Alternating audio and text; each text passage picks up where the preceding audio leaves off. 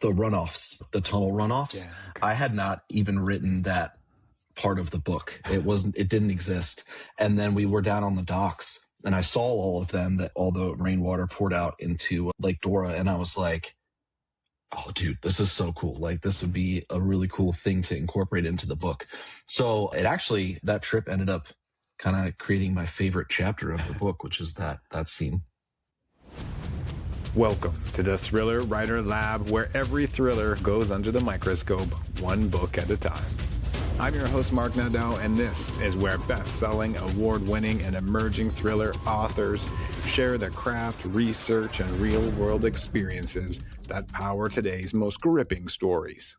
Joining me today is Ellis Hart, and we are putting his psychological horror thriller, The House That Held Her, under the microscope, and I have the book with me. Thank you so much for sending me a copy. Welcome to the show.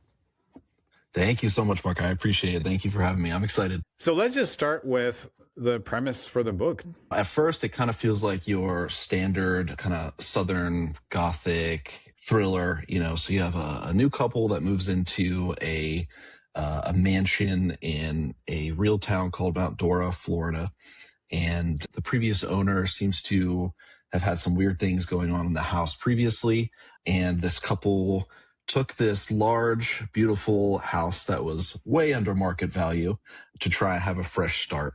And weird things start happening. You're not sure if there's maybe some ghost things. Maybe the main female character is just crazy. Maybe someone's gaslighting her. You're never really sure what's going on. And so it's just kind of, at first that typical kind of house thriller. And then I wanted to take in some cool components like cryptography and escape room kind of things. And so our main character goes through all kinds of cool puzzles and things like that to try and find the truth of what's going on in the town and in the house. And she finds a big discovery buried underneath the floorboards of her house that kind of make everything go full throttle. Awesome. Thank you. So Mount Dora is real. This is a real place in Florida. It is, yeah. What is real regarding the story, that elements that you took that were real, and how did you balance that with what you needed to fictionalize? It's so wild. I had never actually even been there, and we had just moved to Orlando, Florida from Baltimore, Maryland. And there was a hurricane that was here on our very first day. And I was like, oh, that's a great opening for a book, to start with a hurricane, which is why there is one. And I knew that I wanted very specific things for the book. And so I just kind of punched into Google, help me find a place that has, waterfront, that has some colonial vibes, that has the classic, Spanish moss, Florida style kind of, vibes. And it was basically just oh, Mount Dora is what you want. So I literally went onto Street View on Google and walked through the town just using the Google Street. And I came across this place called the Donnelly House, which was basically, my inspiration for Hawthorne Manor in the book. And it's sort of similar in the sense that there was a couple and the husband and the wife were from very different parts of the kind of spectrum as far as class.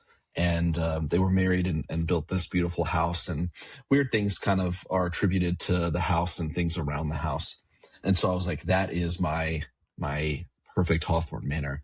And then there's definitely some other things in there that are very much real. So the Mount Dora Historical Museum, that is a very real place that I went in and learned a ton about the town. And then things like Donnie and his boat company, they're real. So they have a dock there where they do cool canal tours and water tours and all kinds of stuff. So I think those are probably the big primaries that are real.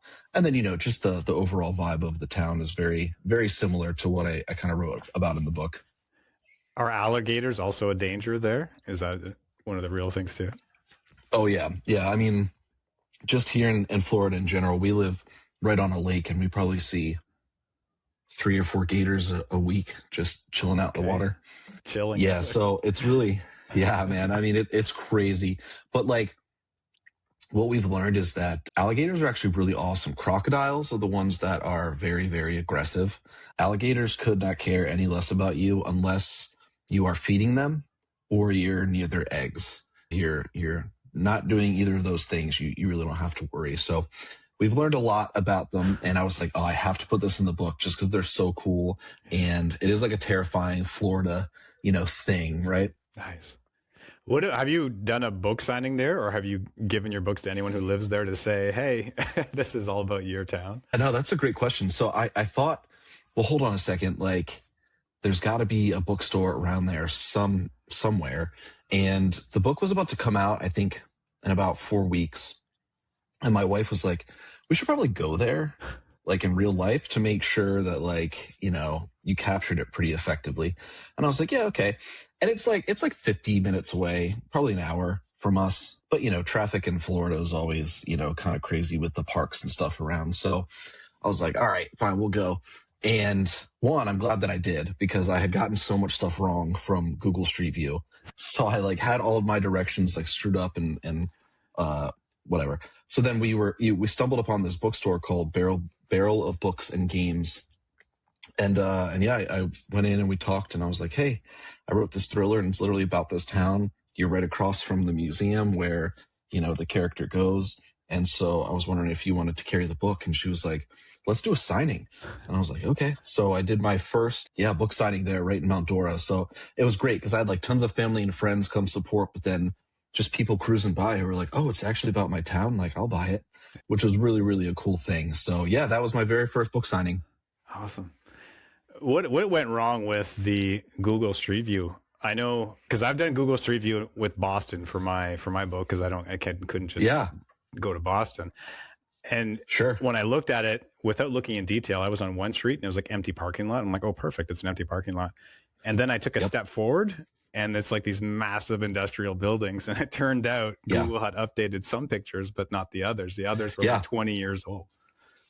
Yep. Yeah, that was pretty much exactly what I was running into as well. I mean, they have like this cool train track that's kind of down by the lake. And there was a bunch of really cool trees and benches. And I was like, oh, this is a perfect environment to have something happen. And I went, and there's a yacht club there now, and so the people would have been like, that area doesn't exist. Yeah. So just stuff like that, or in my brain thinking, oh yeah, this is such a creepy street. And then you go and they've painted and updated and modernized. So you're like, oh, there's a new microbrewery here instead. That's not very spooky. So yeah, just this very similar types of things. Did you change anything as a result, or did you just note that it was different and that's okay? I definitely changed a lot. I really wanted to, because a lot of people were like, oh, well, just do a fake town. That way you can't piss anybody off if you screw something up. And I was like, I don't know. I just feel like it's so cool to be able to be like, oh, I'm from there, or I've been there. Yeah. And so when we went, I met this really amazing, quirky lady who was running the history museum. And at the time, the character that I had written in there was not nearly as wonderful and lovely as this lady was. So after doing this whole tour, I mean, she gave my kids souvenirs and all this kind of stuff. And I was like, can I just put you in the book? And she was like, yeah, sure. So I rewrote her whole character based on the real woman. And again, we met the guy that I based Donnie off of down at the dock. And he was like, $20 and I'll take you out, find some gators, and you're just like, this is a cool guy. I should add this. Yeah, I add this guy to the book. So definitely changed some things just based on, actually the biggest thing that happened, and we could probably get into this when we get to the spoiler section, but the tunnel runoffs. Yeah, okay. I had not even written that part of the book. It didn't exist. And then we were down on the docks and I saw all of them that, all the rainwater poured out into Lake Dora. And I was like, oh, dude, this is so cool. This would be a really cool thing to incorporate into the book. So that trip ended up kind of creating my favorite chapter of the book, which is that scene. Yeah, that's next level to take all those people. I love that you got their permission to take their personalities and kind of put them in the book, because that's so rare, like you said. So the often the advice is don't write where, just create it, create restaurants, create buildings, create companies, because you can hurt someone's feelings or something and get in a lawsuit, and that's always the fear. But I love Absolutely. that you got the permission and you did it. Thanks. Yeah, it's a great story for sure. So where did the idea? It was so fun. Where did the idea actually start? Like when you first decided, okay, I'm gonna write this book. How did it start? What germinated first? So I was thinking about all the stuff that I had kind of grown up loving, and The Goonies was like my favorite movie growing up, and I loved the idea of like a classic treasure hunt. It occurred to me one day, like, why is it when we find a treasure map that you automatically assume there's like treasure at the X, right? It's sort of like your pot at the end of a rainbow. That's just kind of part of our common ether. And it's like, wait a second, what if someone did like a treasure hunt and it wasn't treasure that they found, right? And how nefarious could that be, or how weird could we get? And so I was like, what would make sense working backwards from that? And I thought, wait a second, instead of treasure, let's just put a bunch of skulls in there. And why would there be skulls in there? That doesn't make much sense. So what happens then? So I think that kind of like working backwards from that assumption that there's just automatically gold at a treasure map was kind of a fun idea where it all kind of started. Do you outline the book and then go through with the outline, or do you kind of pants your way, or somewhere in between? I am a huge outliner. In my real job, I'm like a technical program manager. So like everything has to be very clean. I have an outline. I have my index cards on the walls. I have like, from the very beginning, I started to, and it's probably like very much overkill and I probably waste a lot of time, but creating like character Bibles or like scene concepts and all these types of things. Like, oh, I really would love to do this. Let me like mark down this kind of scene and hang it up and figure out a place where it can finally go in. Or like, all right, here are my characters. These are things that they love. These are things that they hate. They would never say this. And I really try to make all of that stuff very real and then start to create like a general outline. The problem is, right, and I'm sure you may have run into this in the past, is like when you complicate the outlining process, when you have a better idea or you get pushback from beta readers or something like that, it's really hard to like figure out how to go back and like insert and chop and flip and revise, just because it's been in your brain from the very beginning that like, no, A, B, C, and then D. D can't come before A. That's insane. So yeah, I'm definitely a big planner and try to outline as best as I can, especially, I think it just comes with our genre too, because, if you were writing like a love story, you could probably just pants all day. But, if you're having to lay clues and all that kind of stuff throughout the book in a consistent and like natural way, I feel like you have to know, right? Like what you think you're going to get to at the end. So it blows me away when like thriller authors are like, oh no, man, I had no idea what was going to happen. It just blows my mind. It's so impressive to me that people can do that.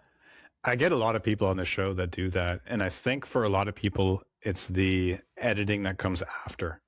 So when they finally figure out where it is that they want to go, then they work their way backwards and like, oh, this is where it was going. And then in draft two, it's like, okay, now I need to kind of plot this and put these hints here or these red herrings here as they go. Yeah. And it totally, it makes sense because you don't know what you don't know, right? So like you can't necessarily have a character plant a thing if they didn't exist yet, at the very beginning of your outline. Yeah. So, I totally get it. I think probably, and my wife would agree, I drive her crazy because I'll be like, okay, remember that idea I had yesterday, but what if blah, blah, blah, blah. And then she's like, yeah, that sounds great. And I'm like, then the next day, but if they did this instead. So I really try to probably plan out too much in my brain. But I would love to one day just be like, I don't know what's going to happen. Let's just sit down and write. And it might be absolute garbage, but I think it would be a fun thing to do one day. Do you find these characters like ruminate in your mind, or the story ruminates in your mind once you have the idea? Like everything you do, you're kind of like trying not to think about the story. Oh my gosh. Yeah. And what's so weird is like, I wrote tons of stories as a kid, But I really got away from it because I got into music very heavily. And I was in like a touring rock band, and just like music was everything. And, when I was writing, it was lyrical. And so to then kind of find this new passion again for reading and writing, and have it like taking over my entire kind of casual brain, is so weird. But it's so much fun, because what I end up doing is like, have 10 ideas for the next book. And what I do is, just spending so much time trying to develop them. And I can tell after 3 weeks, like, there's a cool idea here, but like, I don't have it yet. So like, I'm going to move on to like the next thing, and so that stuff is always sitting with me, like, okay, but if that character did that thing, would that bring them to here? And then, weird things happen, like, my wife is going into labor, and of course I'm like, oh yeah, I'm about to have a fourth son. This is so exciting. Wow, our first Florida baby. And in my mind, I'm like, what if a husband dropped his pregnant wife off at the hospital? He went to go park. He went back inside, and they were like, we don't know who you're talking about. Your wife never came in here, And I was like, brilliant. How wild. Yeah. So I'm telling her that, and she's like, I'm literally in labor. And I'm like, yeah, but listen, it would be so sick if. So yeah, it is always constant barrage of creativity and potential, awesome, like what ifs, usually inspired by like environments like that. Yeah. I love that.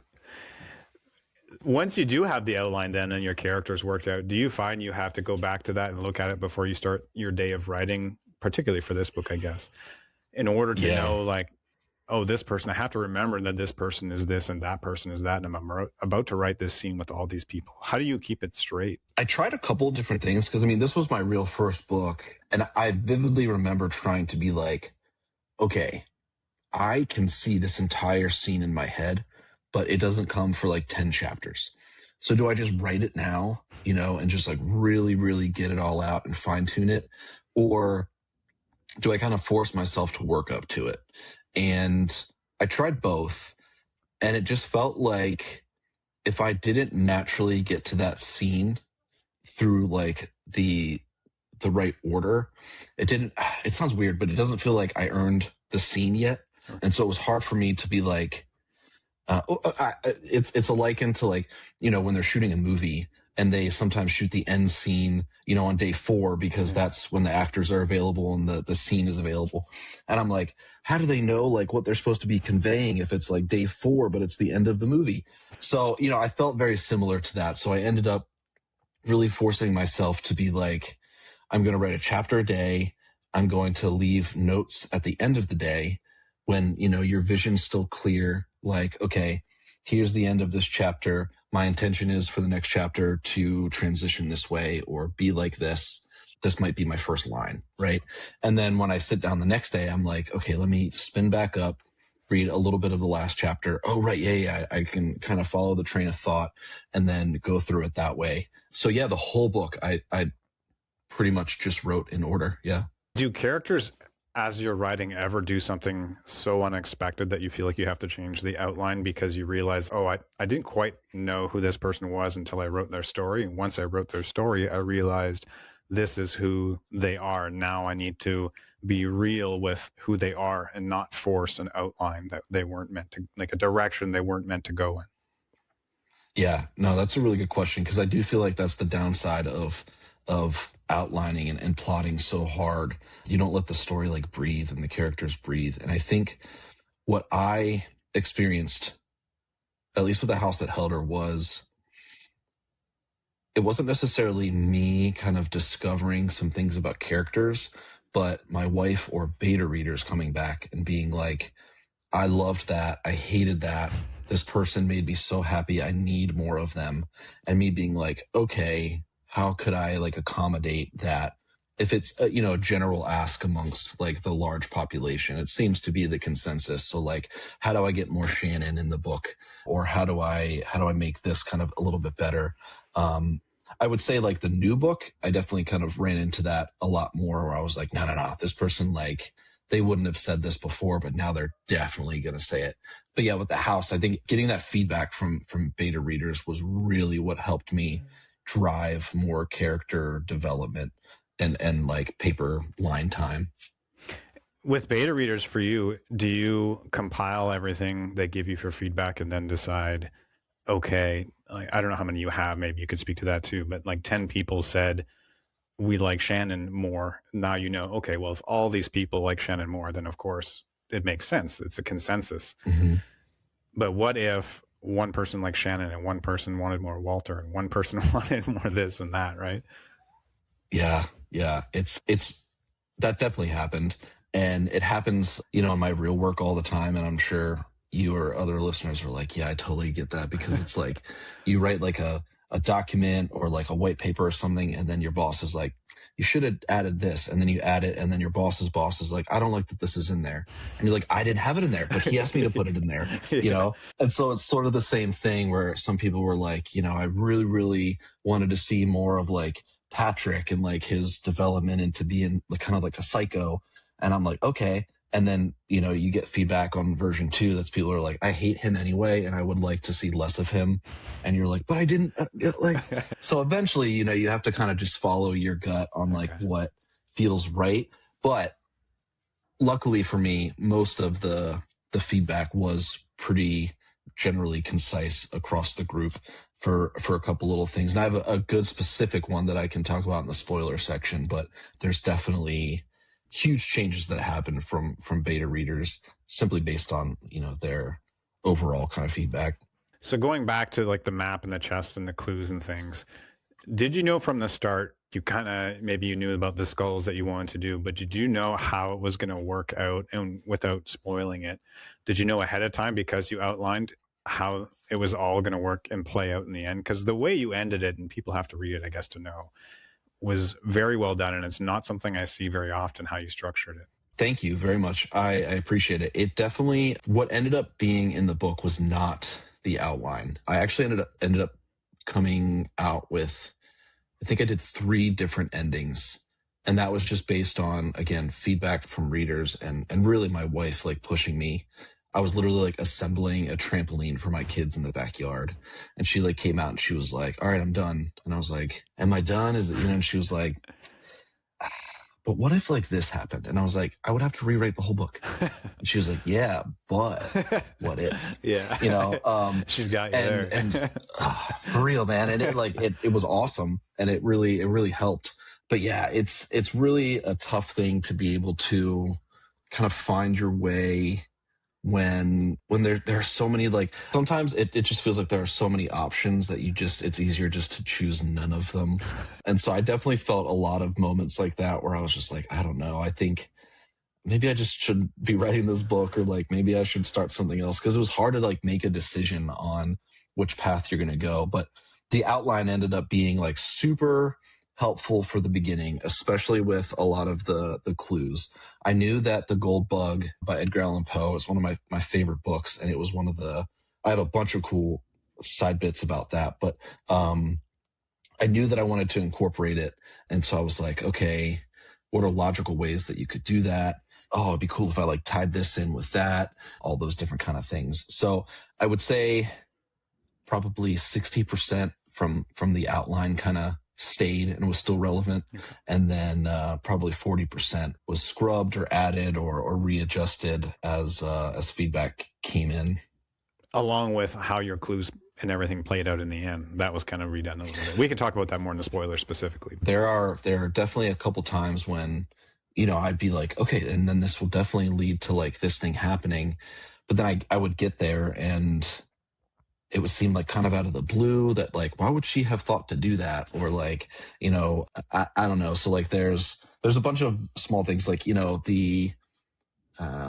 the shower and the steam playing like a big part and revealing some stuff. Like that was never a thing that I was planning on doing, but I needed something that was a lot more natural to be able to reveal. And I thought, well, showers are super easy. Everyone always takes showers, and steam is effective. So those kinds of things like kind of percolated slowly through, but some core elements like the skulls and like what they were and why they were a part of the thing were always there from the beginning. The house and like the secrets like around and in the house were always there, but everything else kind of sprinkled later. Okay. So you rewrote, according to my notes, you rewrote 8 times the book along with the number of times the ending. Yep. Was there a specific problem that you felt that you were trying to solve by needing to rewrite it in the early drafts? And then what changed to the point where you felt that this was, okay, this is the version and it's ready, beyond whether or not it's just beyond the beta readers or not, and the feedback? It's a really good question. So I really, really, really enjoy books and movies that end not necessarily like in a good or bad place, but just like a holy shit. And then just like kind of leave it, they just kind of drop it and then they walk away.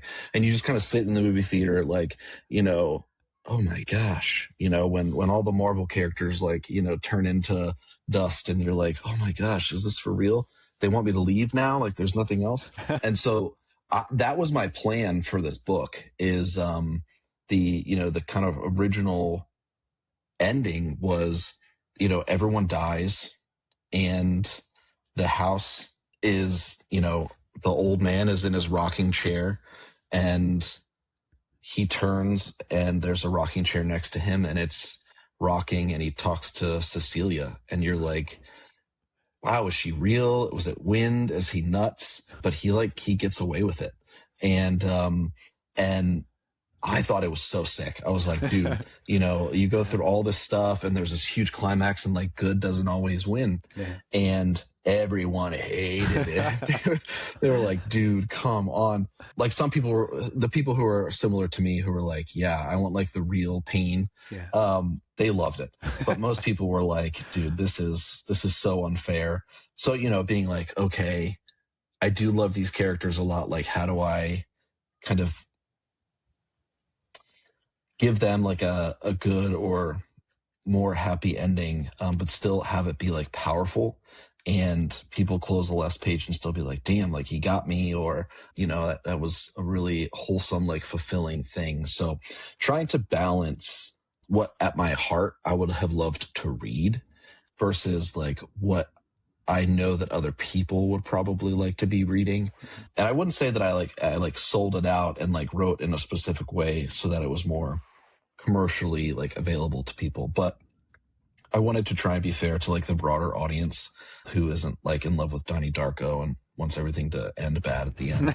So trying to find that is a really hard thing, right? I mean, it always is, but it was tough because I had a very clear vision of the end and no one liked it. So it was hard to kind of go back and try and find the right way to give the characters their right conclusions while still staying true to like my original vision. Yeah.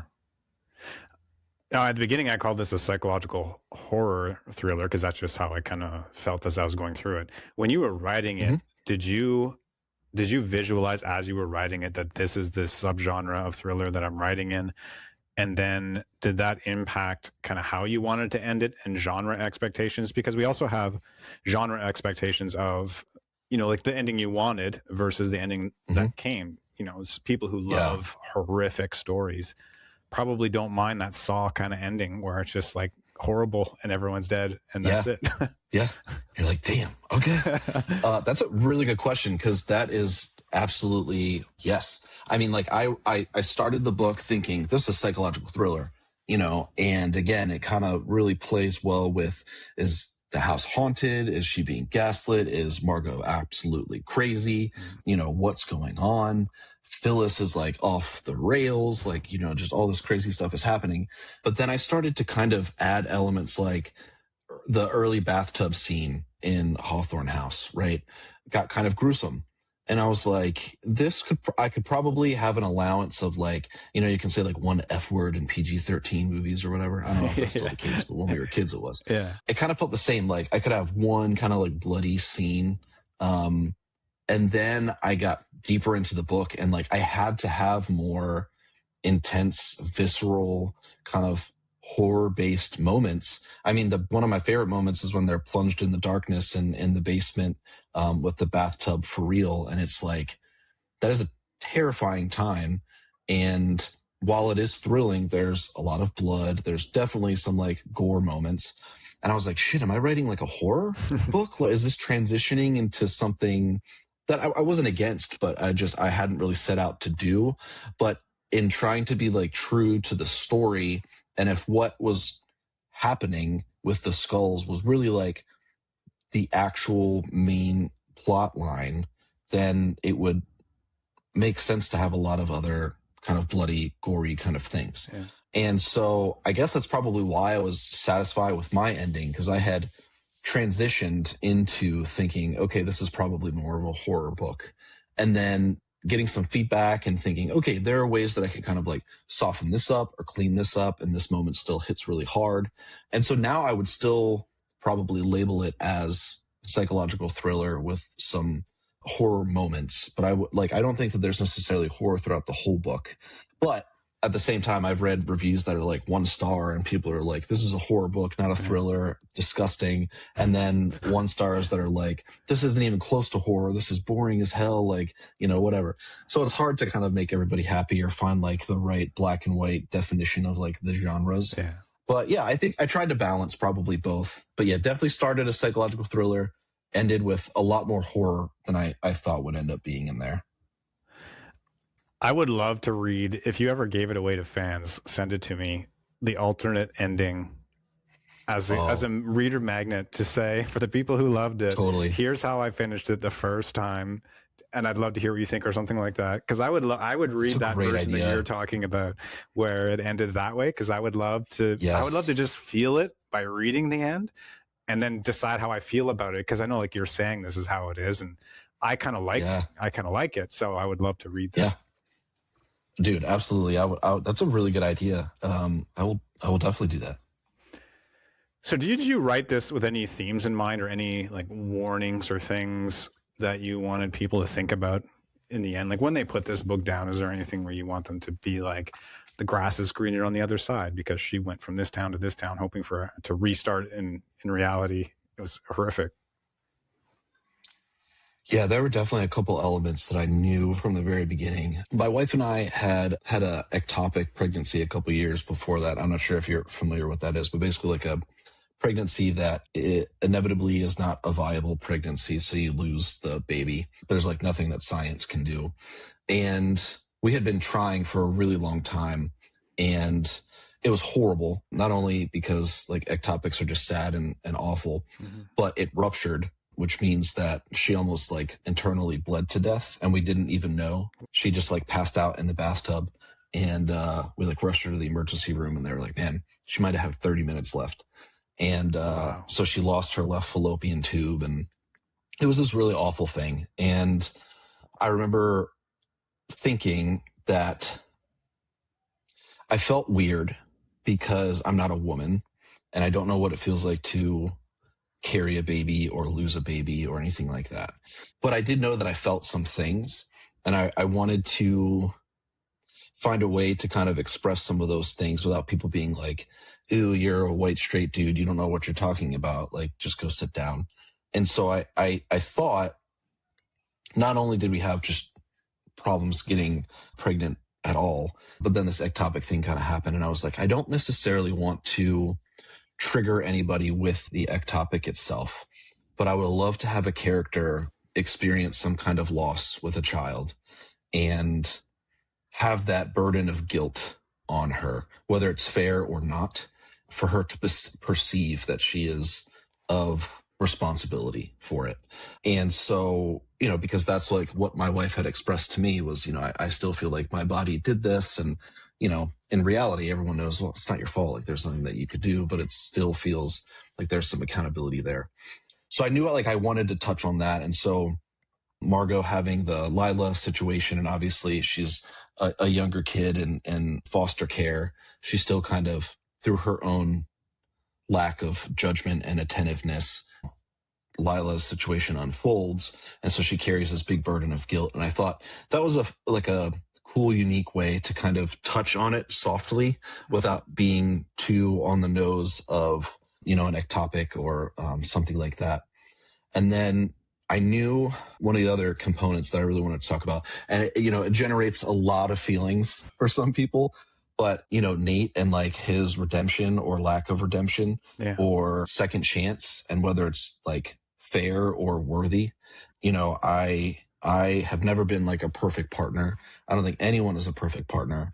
And, so to be able to And especially with like our world of like the internet now and having no grace and no forgiveness, everyone's just like you're either a piece of crap or you're like an angel, and there's really nothing in between.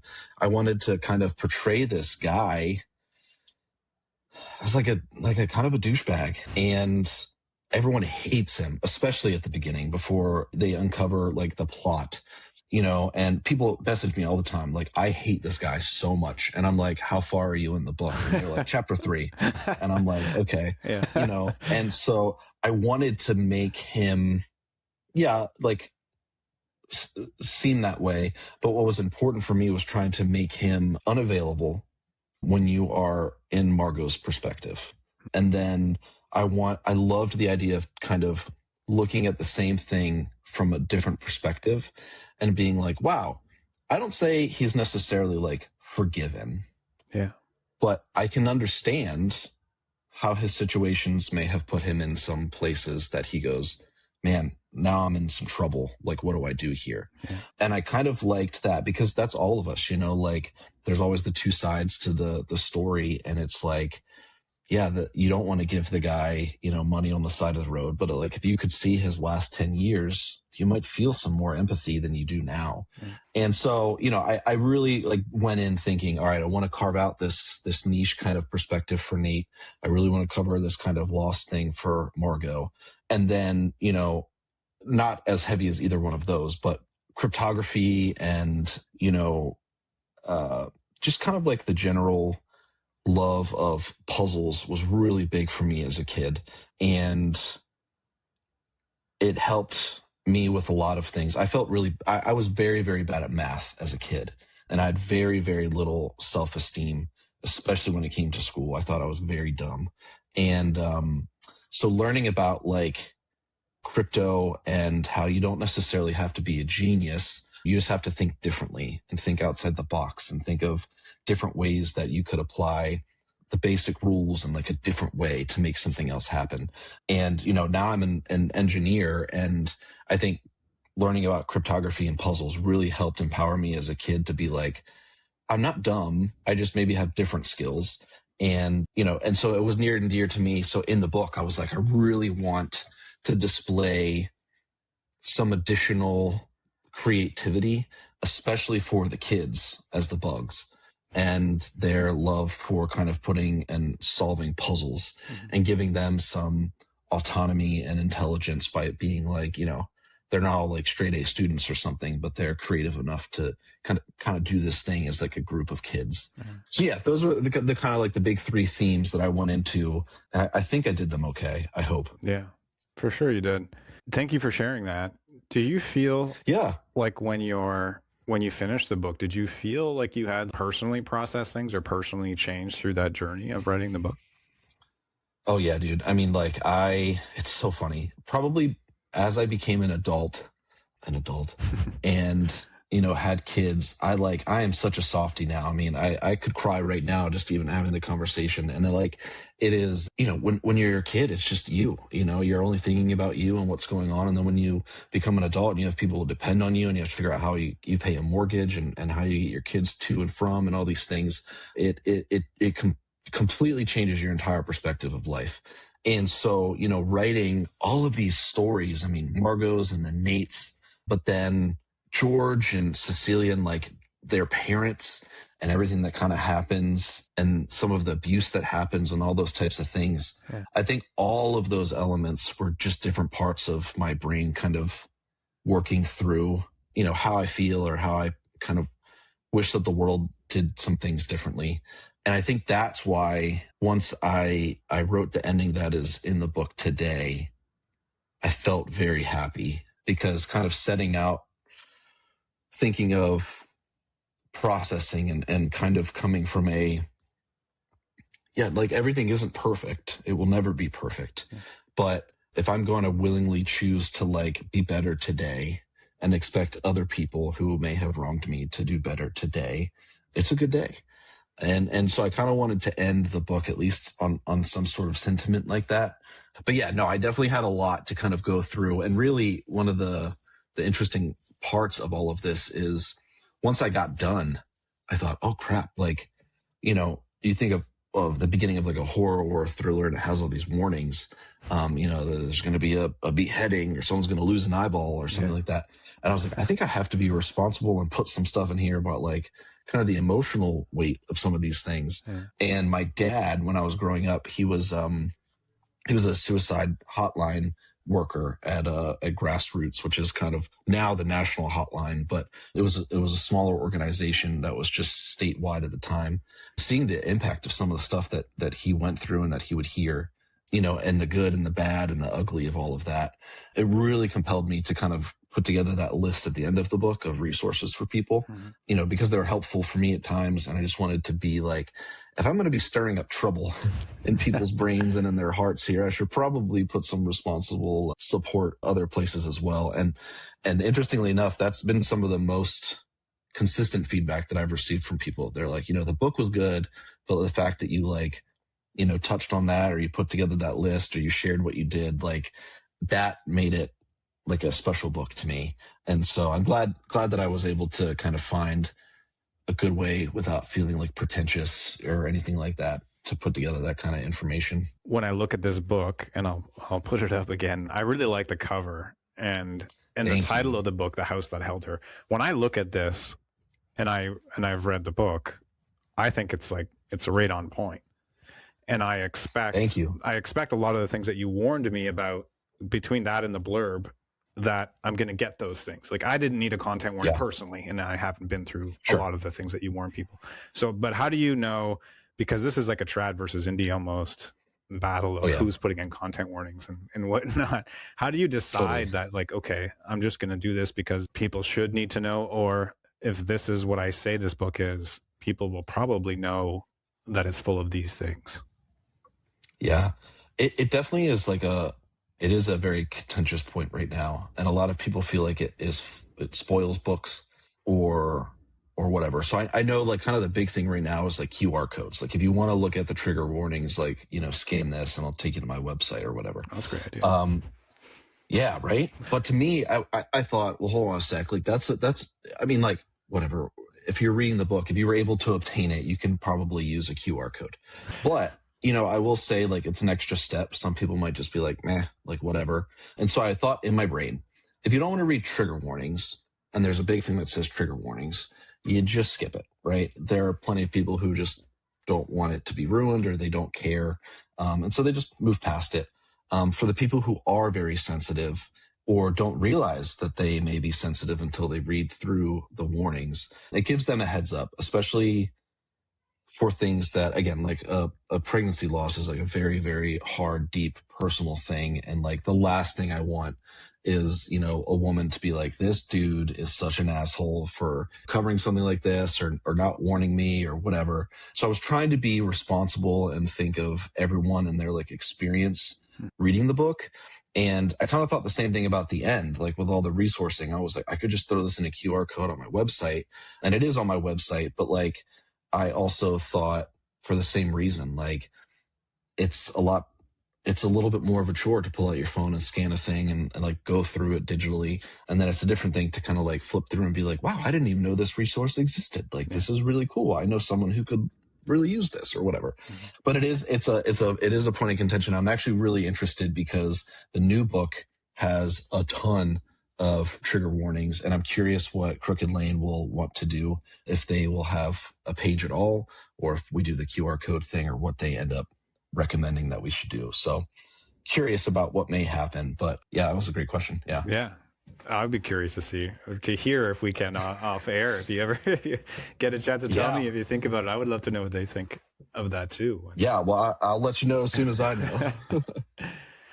Oh, I have so many questions for you, but we got to start wrapping things up here. What advice would you give to someone who just published their first or second book? And actually, maybe I'll also ask perhaps a better question is, what do you think led to your success so far?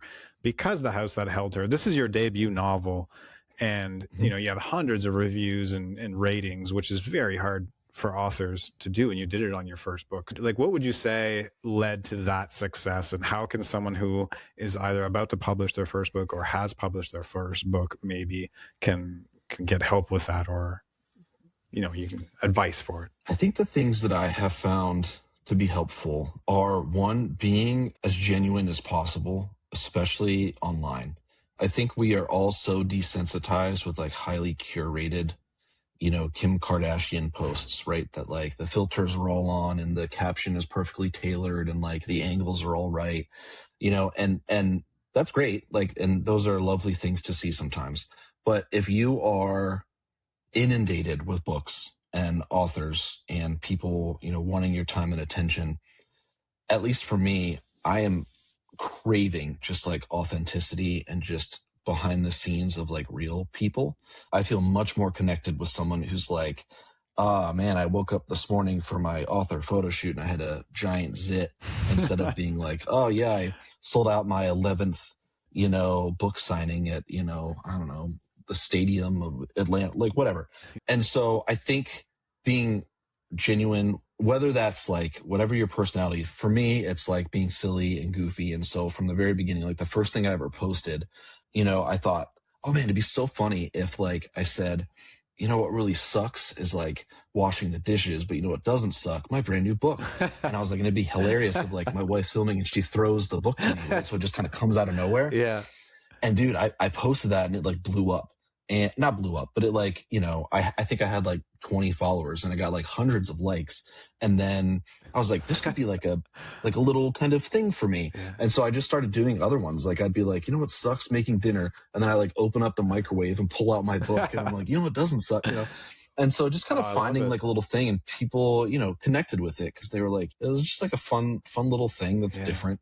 And then, on top of that, I think the other thing that's been really effective is just shooting my shots with like influencers and stuff. I don't know if you've ever seen the Geneva Rose interview where she talks about what she did during COVID for the perfect marriage, but it was her first kind of like big book, and COVID had happened.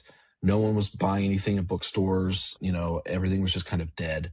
And she decided that she didn't have a lot of money, but she was going to send a couple of her books to influencers that weren't too famous that they wouldn't even acknowledge her, but still had enough reach where they could, spread a little bit of her information. So I think she stayed around like 500 to 1,000 followers, right? And she found like 10 people, and she linked up with them and was like, hey, here's my book. I think they all loved it. And then, instead of sending, one book to someone who has 1 million followers and they'll never read it, you send it to 10 people who will, and then they share it with their 1,000 followers. And, now you have 1,000 people who at least recognize your cover. And so I tried to do the same thing. I mean, like I joined Bookstagram with my author account, but I really did just like start following people because I love reading. And so I was getting book recs and doing all the engagement with folks as a Bookstagrammer. And then I would just be like, hey man, I've been following your account for a couple months. I really, really enjoy it. I have a book coming out. I'm a nobody. If you're interested, like I'd love to send you one. And so it's a little bit of money up front. A lot of those people would have accepted ebooks or whatever, but I liked the idea of trying to send, a physical and a personalized book. It's a very like visceral experience to like hold a thing and be like, wow, someone put the effort into doing this for me. And really, like, I just got super lucky. Like I have a couple really good friends now that have just like casually like up to, I don't know, 90,000 followers. And, they put my book in their like recs for the week or whatever. And it's very awesome because they liked the book, but I think that they like our relationship just as much. And so, yeah, those would be my two things. Try and be as authentic and find something unique for you that could work. And then just reaching out to people and being humble and just being like, look, you have a great platform. You've done really good work. If you're feeling like you would like to read my book, I'd love to get it to you. I love that. That's such an organic approach. And it's funny you mentioned expense, yet sending someone a book is far cheaper than like a $10 a day Amazon spend or Facebook spend that gets nothing. You may get views on your book, but who knows how that converts. Absolutely. And like they have so many tools now. And like I've scoured. Do I build like a Facebook API that like goes through and scrubs all these things and gets all these metadatas and metrics and all that? And I'm like, or I could just like talk to people. And so that's just, it's been, and you know what, I would say the third thing is I this year going into 2026, I was like, to my wife, I was like, I'm going to say yes to literally everything, anything and everything. So like, dude, a random like Barnes and Noble in California sent me a message and they were like, hey, we've sold like 8 of your books recently and we're doing like a horror author panel. Do you want to like be on it? And I was like, I live in Florida. And they were like, oh, okay. And I was like, wait, you know what? Like my Barnes and Noble in Florida isn't asking me to come there. So like, screw it. So I bought tickets out to California and did like, this, and I think there were like 40 people there, but made some really good friends, made some really good author friends. And, just saying yes to any and all of those things, this random little signing over here, this bookstore that's opening, or, BookCon, or like all these things, just do them. And then you meet people and they go, oh my gosh, you still remember me? Like I met you. This is awesome. Remember when we did the thing? And then you're like, yeah, you create those friendships and then those grow because they want to champion you because, you're friends. And it's, yeah, you're right. It's a very organic way to do it. Do you consider yourself an extrovert when you find like the energy to go to these places and do these things? Because I hear a lot of, obviously writers are generally introverted. So all this organic stuff can be almost I don't want to say anti who they are, but very challenging to step outside. Yeah, I think that's probably why it may seem a little bit different for people who are experiencing it, because all authors, I think, are introverts. I would say the first moment it was the second day of BookCon, and I don't know if you heard about BookCon this year, but it was like chaos unleashed. It was like they oversold tickets. There was like 40,000 tickets sold. They did not train the staff, so like there were no lines. It was just crazy. Chaos was happening. And it was like halfway through that day, and I like turned to my wife and I was like, I am like out of social battery. It is literally at 0. And she was like, just go take a walk, like get a coffee or something, and I'll like man the table for a couple minutes. And so even myself, someone who would say I'm very much a charged up extrovert, was exhausted and just like didn't want to look at anybody in the eye. So I can certainly understand if someone is an introvert and they're like, yeah, these are great ideas, Ellis, but like I can't do that. It's a lot easier online, right? To be able to like compile a message and just shoot it off.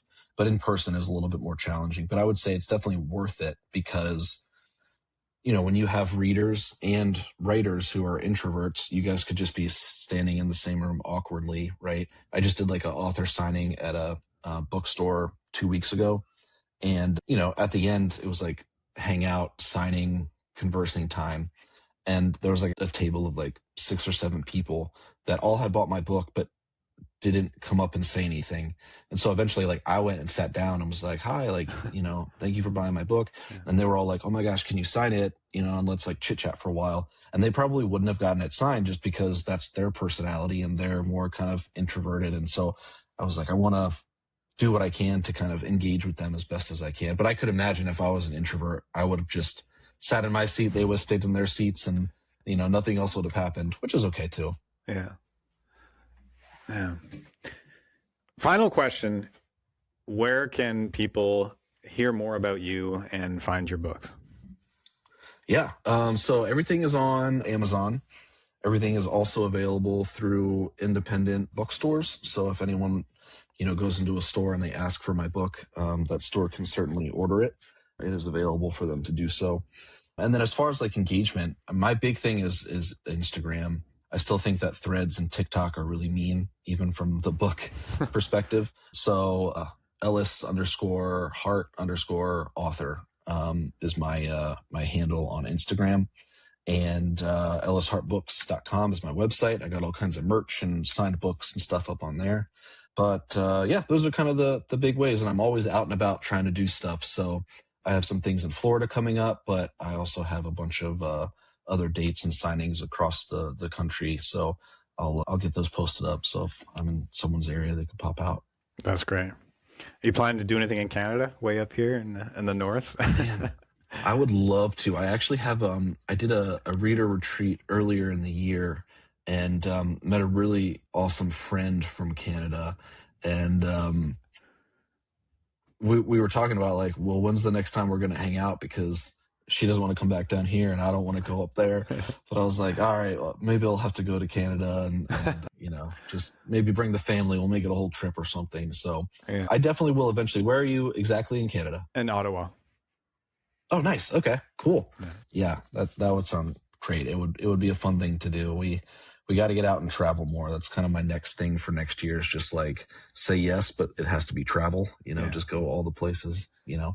Well, you're welcome here if you decide to do a book signing in Ottawa and you need somewhere to stay. I'll save you the hotel costs anyway. I love that. That'd be great, man. Thank you so much. So finally, what's one question you'd like me to ask the next guest who comes on the show? And the next guest is Gene Kuhn. He wrote Another Try. It's about a CIA operative whose cover and identity is exposed to the world, and he becomes entangled in a deadly web of cartel revenge, a militia conspiracy, a missing FBI agent, and a billionaire with his own dangerous agenda.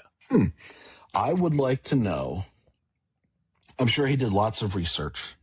Maybe he has his own experience. Maybe he was in one of those roles, or hopefully not the cartel role, but maybe he was in one of those other ones.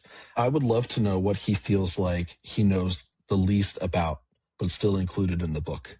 Like those moments where he goes, I might have gone a little too big on this, and I'm not sure if it's very real because I couldn't validate it. Yeah. So I hope no one asks. Yeah. Great question. Yeah. I mean, the reason I think of that is because I remember actively Googling, how fast does the human skin deteriorate from the skull? Because I wanted to know, for the chests, the chest full of skulls, if he just killed Nate, how quickly would that deteriorate? Would he have to pull it up? How does that work? And I couldn't find any legitimate answer. So that's probably a good thing. But there weren't and it was just the human body decomposes, blah, blah, blah. But I was like, no. If there's a severed head, what happens? So it was just me taking the liberty to be I think this would probably be something relevant. So I'm curious to see his, what kind of liberty he took because he couldn't necessarily validate, a perspective or someone's actions. Yeah. Fantastic question. Thank you. I look forward to hearing his answer to that. Yeah. Right. So if you have a few more minutes to stick around for the after show for the Q&A with our Patreon members, that would be awesome. Thank you. Ellis Hart, The House That Held Her. Read it, review it. Thanks for listening or watching, and have a wonderful day.